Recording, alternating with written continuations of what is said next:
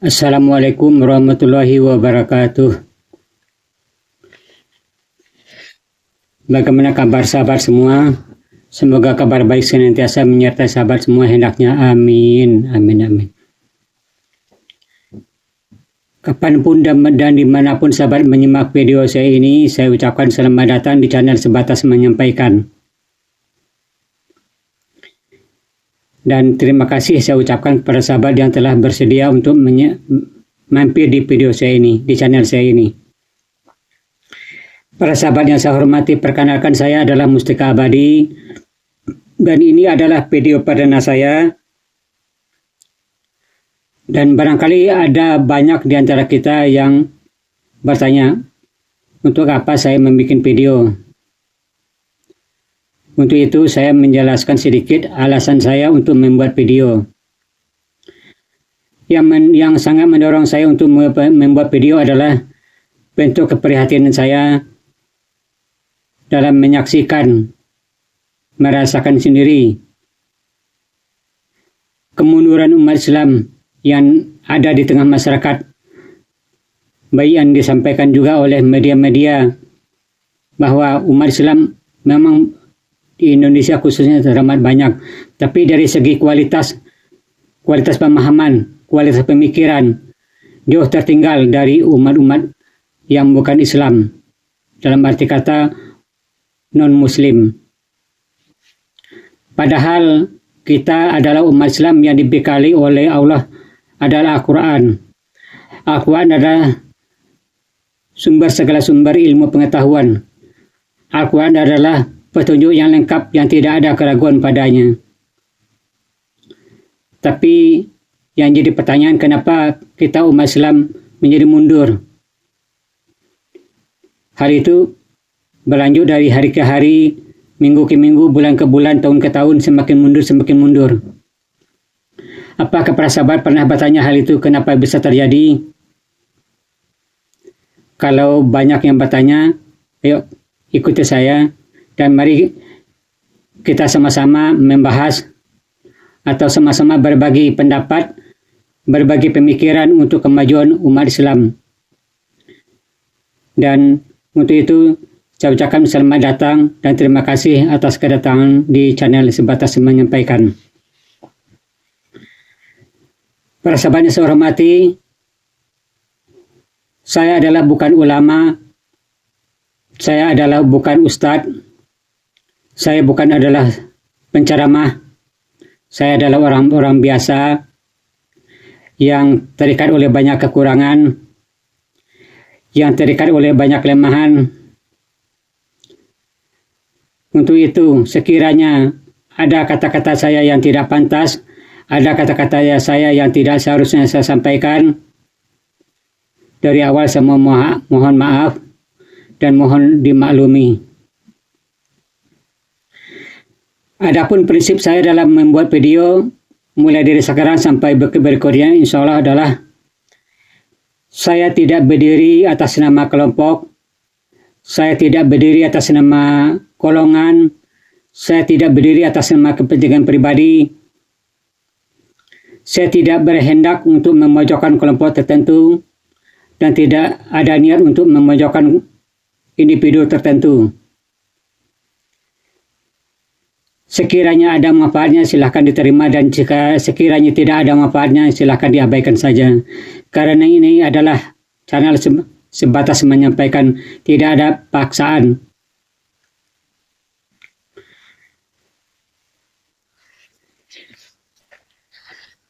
Para sahabat yang saya hormati, sehubungan dengan kemunduran umat Islam yang semakin hari semakin menjadi-jadi, saya pernah berpikir kenapa ini terjadi. Setelah saya amati, setelah saya pelajari, ternyata penyebab kemunduran umat Islam adalah karena fanatik buta terhadap kelompok tertentu, fanatik buta kepada guru tertentu. Kemudian karena faktor politik, kemudian karena faktor ekonomi, kemudian juga karena faktor pendidikan. Tapi semua itu setelah saya rangkum, awal dari semua permasalahan penyebab kemunduran adalah kelemahan kita dalam membaca, yaitu membaca ayat-ayat Al-Quran yang ada di dalam Al-Quran itu sendiri. Begitu pentingnya ilmu membaca, maka wahyu yang pertama turun adalah Iqra, bacalah. Bukan kerjakanlah, bukan laksanakanlah, tapi bacalah. Bacalah atas nama Tuhanmu yang menciptakan. Tapi yang saya lihat dan saya amati sekarang, kalau kita itu membaca Al-Quran itu kebanyakan atas nama ingin mendapatkan pahala, atas nama ingin mendapatkan keberkahan, atas nama ingin mendapatkan surga yang ditawarkan oleh Allah, atas nama ingin terhindar dari masuk neraka, bahkan ada juga yang atas nama ingin mendapatkan kekuatan.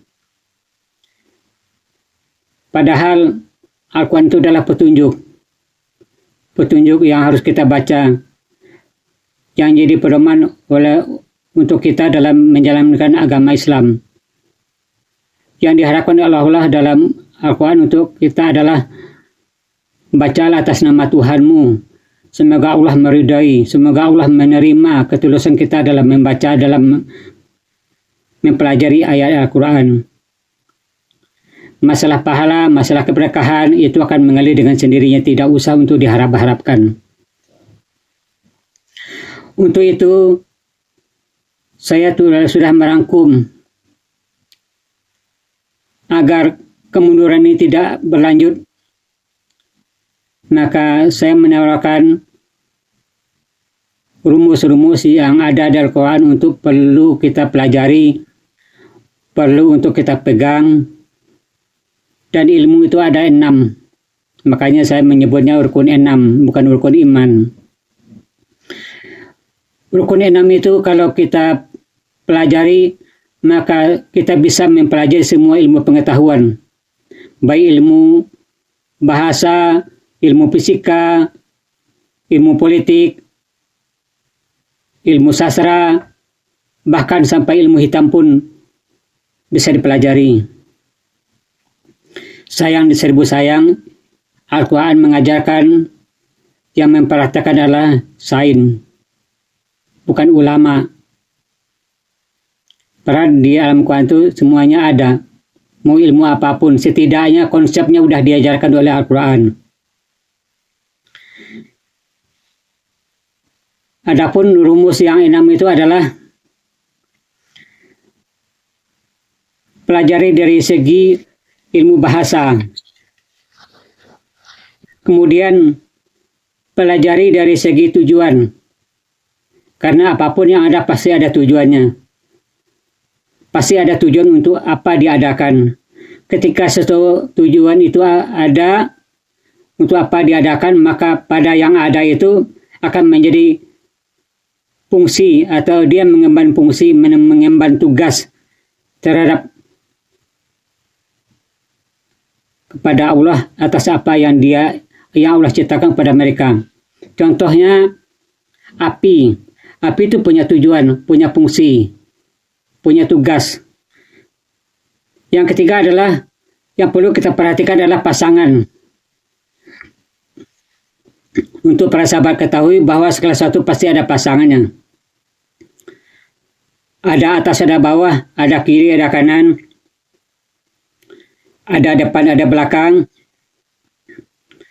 Dan kalau lebih lengkapnya lagi atau pasangan katanya adalah jenis-jenisnya. Jadi yang perlu diperhatikan adalah pasangan atau jenis-jenisnya. Kemudian yang perlu diperhatikan lagi adalah perkara sifat. Untuk sahabat ketahui, apapun yang ada di muka bumi ini, apapun yang di alam raya semesta ini, semesta raya ini, apapun yang Allah ciptakan, semua terikat oleh sifat-sifat tertentu yang tidak dimiliki oleh apapun ciptaan Allah yang lain. Dalam arti kata, dia punya sifat khas yang melekat pada dirinya sendiri. Dan itulah ciri khas dari sebuah ciptaan. Kemudian qada. Qada adalah aturan hukum. Apapun yang Allah ciptakan pasti mempunyai aturan hukum tersendiri. Apapun yang Allah ciptakan, pada ciptaan itu pasti melekat aturan hukum yang hanya dimiliki oleh ciptaan itu sendiri. Setiap yang ada pasti memiliki aturan hukum yang beda-beda. Sekalipun sama, pasti ada perbedaan. Perbedaan itu diperkuat oleh qadar. Qadar adalah ukuran. Setiap aturan hukum, setiap aturan yang melekat pada sesuatu yang ada, baik benda mati, benda hidup, benda padat, benda cair, kata kerja, kata sifat, semuanya punya aturan tersendiri dan setiap aturan itu ada ukurannya. Kemudian, kenapa Allah menciptakan sesuatu itu ada ukurannya? Karena yang tidak terikat oleh ukuran hanyalah Allah Subhanahu wa Ta'ala. Kemudian masalah pasangan atau jenis, kenapa Allah menciptakan sesuatu ada pasangannya? Ini membuktikan bahwa yang tidak ada pasangannya hanyalah Allah Subhanahu wa Ta'ala. Selama itu masih ciptaan Allah, pasti ada pasangannya, baik yang kita ketahui maupun yang tidak kita ketahui. Dan rumus yang enam ini pasti dipahami oleh sains, terutama fisika, insinyur, pasti akan memperhitungkan atau mempelajari 6 perkara yang telah saya sebutkan tadi, yaitu masalah bahasanya apa, itu disebut namanya apa, penjelasannya apa, kemudian definisinya apa, terkerong dalam bahasa apa, kemudian dari segi fungsi tujuannya apa, kemudian dipelajari, kemudian manfaatnya apa, tujuan, manfaat atau fungsi itu sama saja tuh. Kemudian pasangan, jenisnya apa saja, seperti bawang apa, kemudian cabai apa, cabai keriting, cabai bombay, cabai besar, cabai kecil, atau cabai rawit. Kemudian sifatnya apa, karakter yang melekat pada ciptaan itu sendiri, karakter yang melekat pada benda itu sendiri. Biasanya yang mempelajari secara detail adalah sains. Kemudian aturan, semua terikat oleh aturan itu sendiri, seperti bumi mengelilingi matahari, ada aturannya yang melekat pada bumi itu sendiri. Bulan mengelilingi bumi, ada aturannya, punya aturan sendiri. Kemudian begitu juga dengan air hujan, ada aturannya. Kapan hujan itu turun, di mana hujan itu turun, seberapa banyak hujan itu turun, semua ada aturannya. Dia melekat dengan aturan hukum tersendiri. Kemudian ukuran, semua ada ukurannya. Ukuran itu bisa diukur dengan, kalau panjang bisa pakai meter, kalau berat bisa diukur sama timbangan. Kemudian ada kekuatan bisa diukur, apapun bisa diukur, semua selama itu ada alat ukurnya.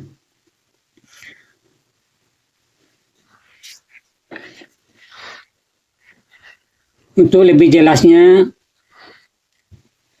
dan bagaimana cara pemanfaatan rukun yang 6 itu, mungkin pada video berikutnya akan saya sampaikan contoh-contohnya dan rukun yang 6 ini kaitannya antara satu dengan yang lainnya apa saja. Untuk sebagai bocoran sedikit, rukun yang 6 itu pada rasanya berkait. Yang satu terkait sama yang nomor 2, nomor 1 terkait nomor 3, nomor 1 terkait nomor 4, nomor 1 terkait nomor 5, nomor 1 terkait nomor 6. Begitu sebaliknya, nomor 2 terkait nomor 1, nomor 2 terkait nomor 3, nomor 2 terkait nomor 4. Begitu selanjutnya. Jadi saling berkait. Tapi bagaimana penjabarannya, bagaimana penjelasannya, apa contohnya? Insya Allah pada video berikutnya akan saya sampaikan dengan bertahap. Dan dengan rumus ini, insya Allah apa itu pengertian sabar, apa itu pengertian ikhlas, apa itu pengertian dari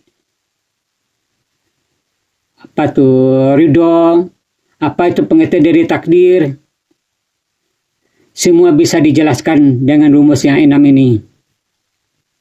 Sayang serbu sayang, entah apa alasannya, dan ini jadi kenyataan fakta bahwa kalau kita bicara masalah sabar, kita bicara masalah ikhlas, kita bicara masalah nafsu, masalah akal, masalah yang lain, tidak pernah tuntas. Berbeda dengan sains, dia akan menjelaskan sampai sedetil-detilnya, sampai sebisa mungkin dia untuk menjelaskan, sampai sedalam mungkin dia untuk mendalami. Tapi kalau kita kebanyakan umat Islam, kami dapati ulama dulu menjelaskan begini, kami pun begitu.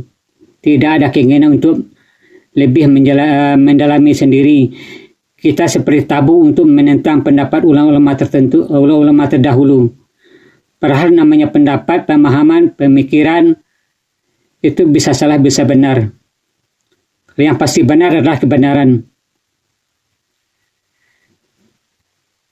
Tanpa bertele-tele, dan untuk sementara saya rasa cukup untuk kata pengantar, kata pembuka. Semoga ini adalah landasan dasar yang bisa dipahami oleh para sahabat.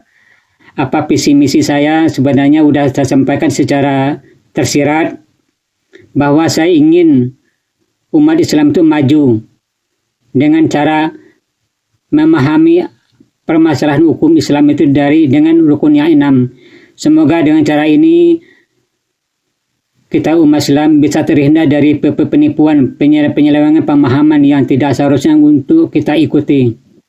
Apakah para sahabat setuju dengan pendapat saya? Alhamdulillah. Jika tidak sependapat, ya nggak apa-apa. Jika para sahabat mendukung apa yang saya cita-citakan, silahkan dukung dengan subscribe, tekan loncengnya, dan jika para sahabat suka, silahkan tekan suka, kritik dan saran atau pendapat atau usulan. Saya tunggu di kolom komentar. Dan komentar yang terbaik adalah itu menandakan jati diri para sahabat yang sebenarnya. Jika komentar sahabat kurang baik, itulah jati diri sahabat yang kurang baik. Tapi apapun alasannya, mau baik atau buruk itu hak pribadi sahabat, dan kebaikan sahabat adalah kembali kepada sahabat, dan jika keburukan sahabat akan kembali kepada sahabat sendiri. Semoga kita semua ditunjukkan oleh Allah pada jalan yang lurus, yaitu jalan yang telah diberi nikmat oleh Allah, yaitu jalan orang yang telah diberi nikmat, yaitu jalan orang yang telah diberkahi, yang telah dirahmati, bukan jalan yang sesat dan bukan jalan yang zalim. Sebagaimana yang tercantum dalam inti surat Al-Baqarah, surat Al-Fatihah, tercantum dalam surat Al-Fatihah. Mohon maaf atas kekeliruan. Ya maklumlah, ini video perdana saya, dan saya jujurnya sebenarnya nekat untuk membuat video walaupun saya bukan penceramah. Jadi yang tadi saya mohon dimaafkan, bukan Al-Baqarah tapi Al-Fatihah. Sekali lagi saya mohon maaf. Akhir kata saya ucapkan Assalamualaikum warahmatullahi wabarakatuh.